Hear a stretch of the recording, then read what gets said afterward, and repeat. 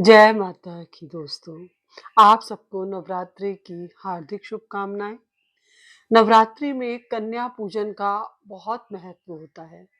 कुछ लोग अष्टमी और कुछ लोग नवमी में कन्या पूजन करते हैं। तो दोनों दिन बहुत शुभ होते हैं।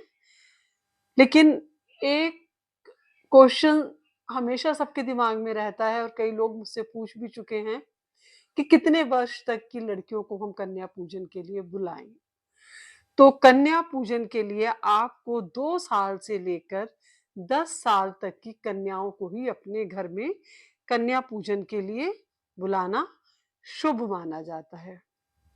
कन्याओं की संख्या भी 9 ही होनी चाहिए। कन्याओं के साथ एक बालक को भी आमंत्रित करें। बालक जिसे कि हम लांगुरा और जिसे बटुक भैरव जी का रूप माना जाता है, लंकड़ा भी कहते हैं।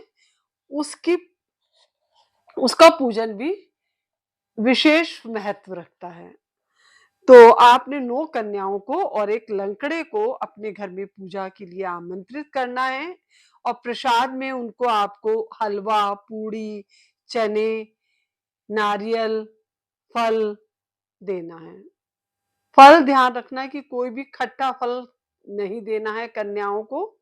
और कुछ लोग इस दिन खीर भी बनाते हैं और कुछ लोग हलवा, पूड़ी और चने का प्रसाद देते हैं और कुछ लोग प्रॉपर खाना बना के खिलाते हैं। तो इस दिन मैं आप सबसे कहूँगी कि कन्याओं को बहुत फ़ोर्स ना करें खाने के लिए, क्योंकि उन्हें जगह-जगह जाना होता है और बच्चे बीमार भी हो जाते हैं। तो वो जितना अपने मन से खाएँ, उतना ही खाने दें, या वो सिर्फ़ प्रसाद को थोड़ा-सा प्रसाद बस जूठा ही कर लें, यही बहुत है।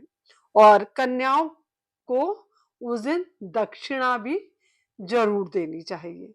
दक्षिणा आपकी इच्छा है, आप ₹10 दें, ₹20 दें, 50 दें, 100 दें, वो आपके सामर्थ्य के अनुसार है।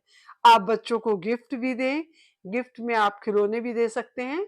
और जिनके घर में बच्चे स्कूल जाते हैं, कॉलेज जाते हैं, वो पेन दे सकते हैं, पेंसिल, इरेज़र, शार्पनर या ज्योमेट्री बॉक्स या पाउच, आप कुछ भी दे सकते हैं। अपनी श्रद्धा के अनुसार बच्चों को पेन दे सकते हैं, कॉपी दे सकते हैं। और जब कन्याएँ आपके घर में आएँ तो आपने कन्याओं के पैर ज़रूर धुलवाने हैं। एक टब ले लें, उसमें कन्या को खड़ा करके साफ जल से उनके पैर धुलवाएँ, उनके पैरों को छुएँ और फिर एक साफ-सा पायदान रख दें, उसपे कन्या खड़ी हो, आप उसके पैर छुएँ, क्योंकि बच्चों के पैर नहीं फिसलने चाहिए। और फिर उनको बिठा के आपको कन्या को बिठाना है, उनको तिलक करना है और उनको कलावा भी बाँधना है। तो तिलक कन्याओं को, लंगड़े को, सबको तिलक किया जाएगा और कन्याओं के दाहिने हाथ में कलावा बाँधा जाएगा, यानी कि राइट हैंड में, और लड़के के भी दाएँ हाथ में ही, यानी कि राइट हैंड में। कन्याओं के और लंकड़े को, दोनों को आपने दाएँ हाथ में यानी कि राइट हैंड में कलावा बाँधना है। तो कलावे का आपको विशेष ध्यान रखना है, बच्चों को तिलक ज़रूर करना है। और जब कन्याएँ आपके घर से विदा होने लगें, तो आपको हाथ जोड़कर अपने मन की विश बोलनी है और कन्याओं के हाथ में थोड़े-थोड़े से 2-2 4-4 दाने अक्षत, यानी कि साबुत चावल के देने हैं। उसको आप अपनी झोली में ले लें और अपने ऊपर भी डलवा लें और उन चावलों को आप सँभाल के रखें। तो कन्याएँ जो होती हैं वो साक्षात देवी का रूप होती हैं। तो आपको इन छोटी-छोटी सी बातों का कन्या पूजन में ध्यान रखना है। फिर कुछ लोग ये भी पूछते हैं कि क्या हम छोटी कन्याओं को नहीं बुला सकते? जो कन्या छोटी है और 2 साल तक की है, वो प्रसाद ग्रहण भी नहीं कर सकती। लेकिन उसके बाद, कन्या पूजन के बाद, जब आपने 9 कन्याओं की पूजा कर ली है, लांकड़े की पूजा कर ली है, आप उस कन्या के लिए कोई गिफ्ट, कोई कपड़े, कुछ भी दे सकते हैं।